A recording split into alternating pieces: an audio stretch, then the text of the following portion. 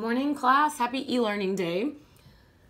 I'm going to go through here. You should be watching this video in its entirety. I'm going to talk to you about some expectations for your final exam. So exactly what we would have done in class today. Your data analysis tests are graded and they are in Power School, except there's a couple of you that either didn't have it finished or a couple of you that I need to take a look at something on your tests before I can put that final grade in. So I will touch base with you tomorrow. Final exams are next week. We are still on schedule for that. So first period, your final exam will be on Tuesday. Second and third period, your final exam will be on Wednesday.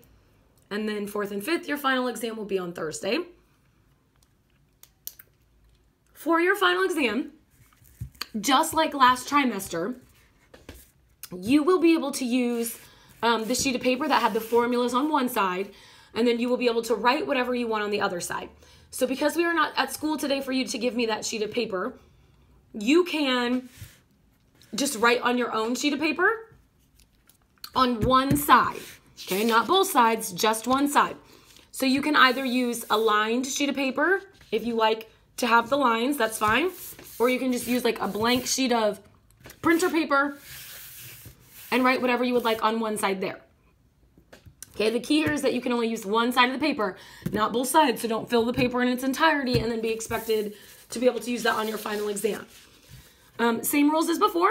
You can write as big as you want or as small as you want,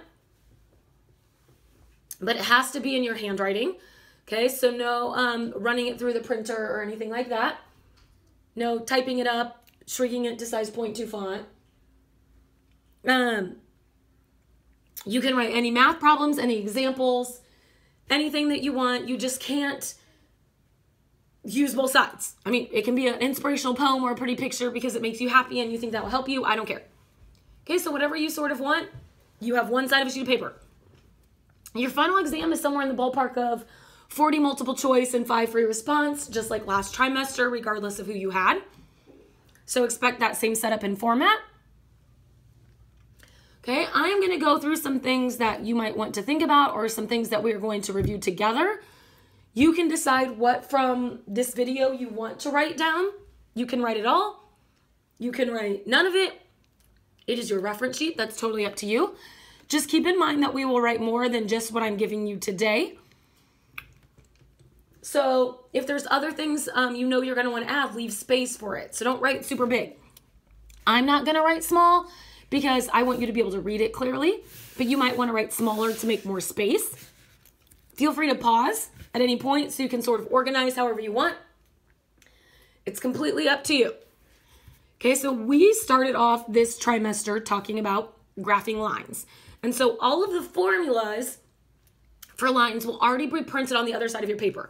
So the y equals mx plus b, slope formula, point slope, all of those, you just need to know how to use them.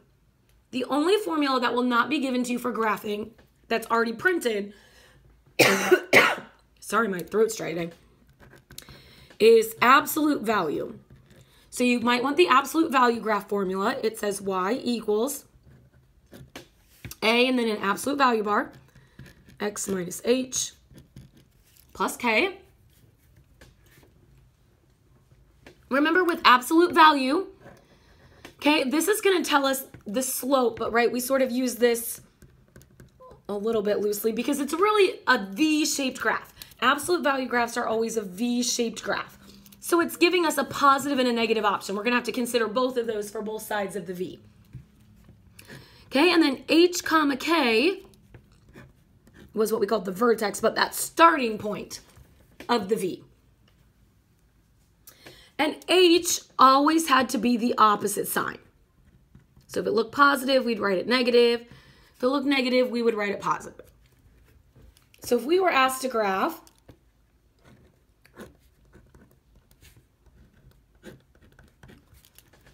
y equals 2 times the absolute value of x minus 3 plus 1, and we went to put this on a coordinate plane, right? Our starting point would be 3, 1 because we're taking the opposite sign of h. So it looks negative, but we're writing it positive.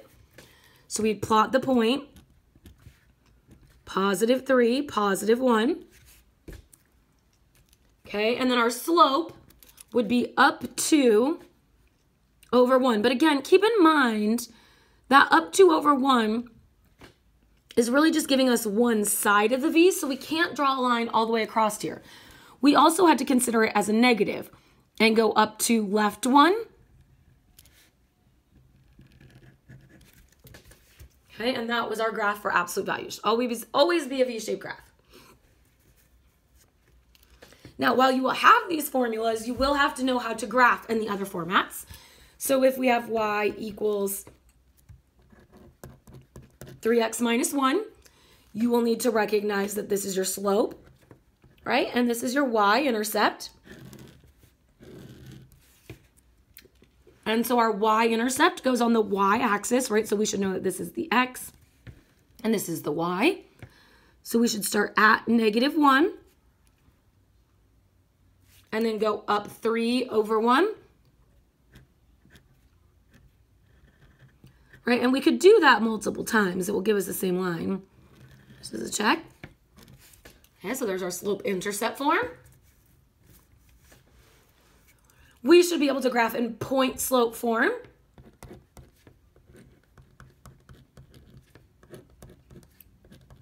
All right, so this is our point-slope form. Keeping in mind in point-slope form, this is our slope, which is the same thing as m. And these two made up our starting point. But remember, for our ordered pair in point-slope form, we have to take the opposite sign of both of them.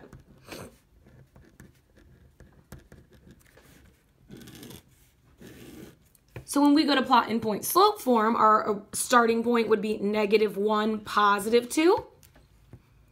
I'm going to plot the point negative 1, positive 2. Okay, we should have a slope of up 1 over 2. Up 1. Sorry, I'm kind of doing handmade graphs, so it's a little bit trickier, but. Okay, so there's our point slope form. I'm going to squeeze in the standard form down here.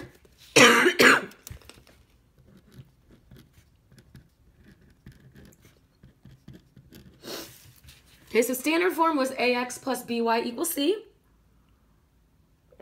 In standard form, we could find our x-intercept and our y-intercept, right? And we did that by plugging in 0 for the other value. So if we wanted to find our x-intercept, we were really plugging in 0 for y. And 2 times 0 is 0, so that would go away. And we would be left with 3x equals 12. Okay, we could solve that by dividing. 12 divided by 3 is 4. So if you're like, if I just write 4 down here, I won't remember where that 4 came from. Make some notes to yourself, right? Plug in 0 and then solve by dividing. It's your reference sheet. You can write anything that you want.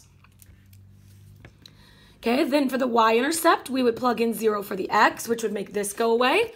So we'd be left with positive 2y equals 12. Again, we'll solve that by dividing. So that tells us that our y-intercept equals 6. So when we go to graph this, we're going to go on our x-intercept to positive 4. So our x-axis at 4 and our y-axis at 6. Okay, pretend I hit that point, but okay, that's standard form. Okay, if you feel like that was too fast, you can always rewind and go back to make sure you're getting something copied down. We should be able to graph inequalities. So if we were asked to graph y is greater than negative 3x,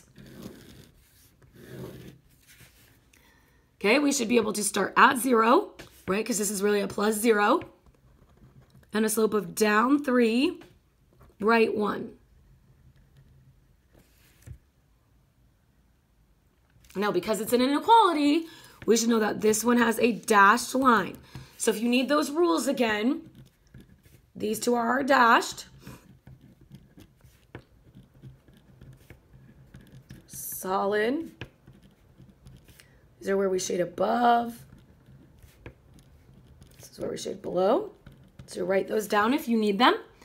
Okay, so we have a greater than, so this would be a shading above. Make sure we know our vertical and our horizontal lines.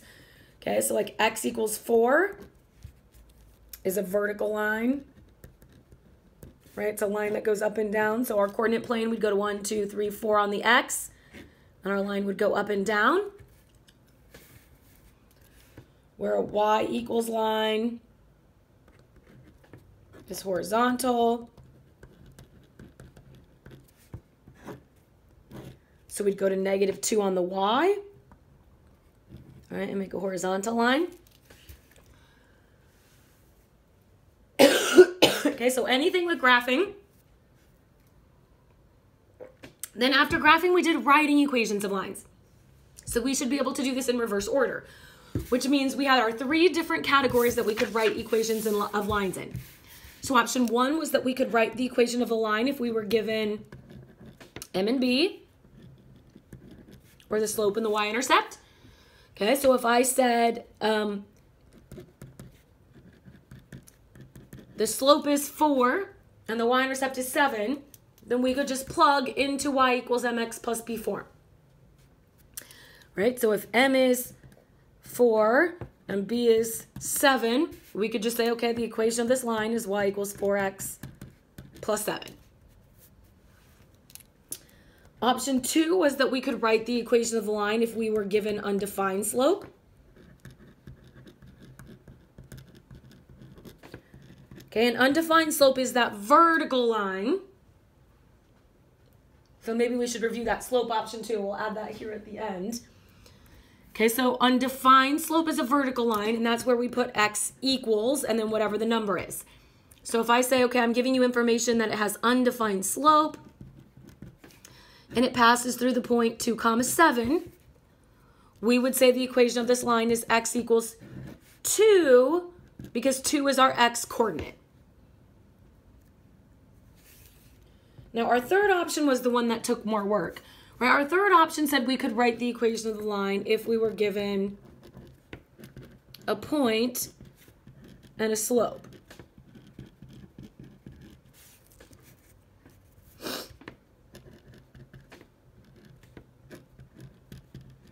Right? Which looks very similar to what we've been doing with our data analysis. Right? So we took this information and we used point slope form. And we plugged in. So we would say y minus 5 equals 3 times x minus 2. Okay, but you have to know that we're not going to leave it in this format. We always are going to solve it for y. So we want to distribute.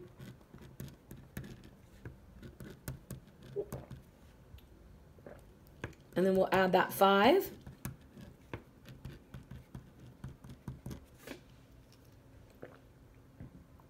So this would be the equation of that line.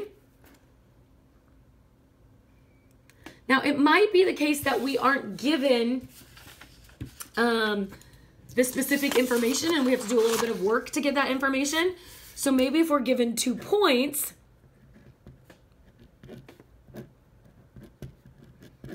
right, it would be our job from these 2 points to find the slope first. So we would have to plug in into the slope formula, which also will be photocopied on the other side of your paper.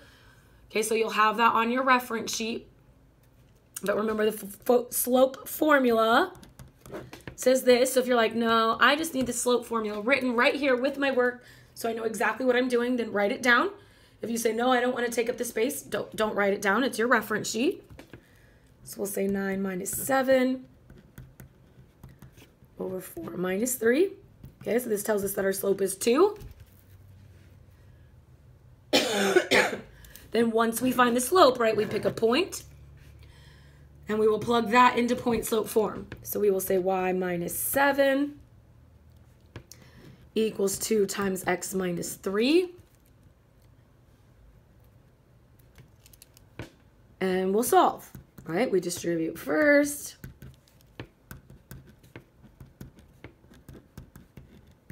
-6 plus 7 is +1.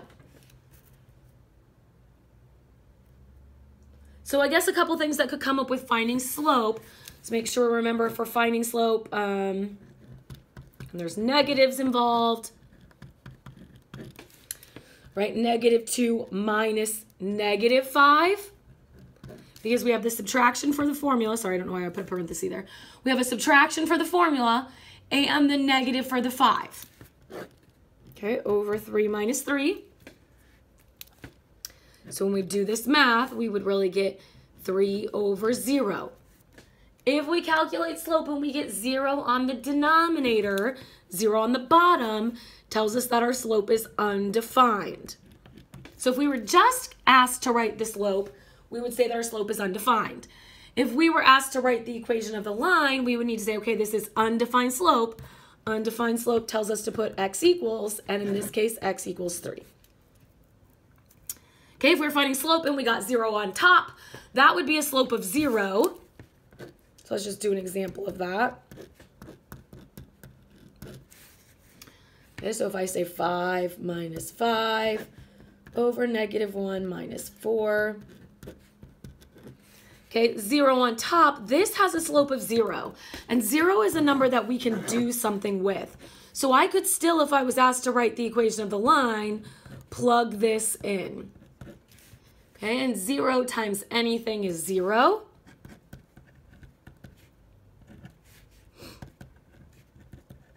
And so my equation would be y equals 0.